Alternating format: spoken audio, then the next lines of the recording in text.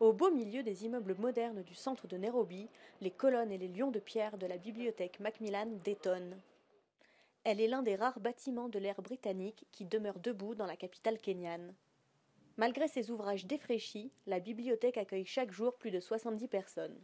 Wanjiru Koinange, écrivaine, et Angela Wachuka, éditrice, ont mis sur pied un ambitieux projet de réhabilitation.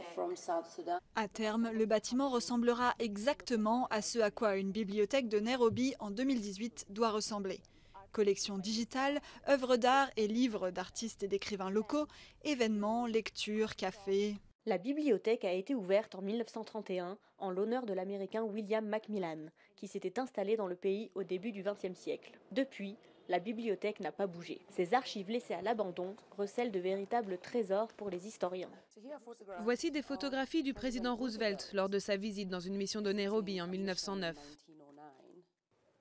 Après de longs pourparlers, Wanjiru et Angela ont obtenu l'autorisation du gouvernement kényan pour mener à bien leur projet. Leur objectif, donner accès à la littérature au plus grand nombre. Pour moi, en tant qu'éditrice, l'une des principales préoccupations est de savoir où le travail que vous avez produit va vivre et comment il va être expérimenté par les gens. Où ce travail va-t-il être archivé ou sera-t-il accessible au public? Wanjiru et Angela ne comptent pas s'en tenir à la bibliothèque Macmillan. Elles veulent aussi réhabiliter 2 autres bibliothèques de quartier à Nairobi. Près de 180 personnes viennent chaque jour dans celle-ci, plus pour y trouver du calme et une connexion Internet que pour y consulter les ouvrages. Je dois avouer qu'il n'y a pas de livres récents ici. C'est assez difficile de consulter des livres d'actualité.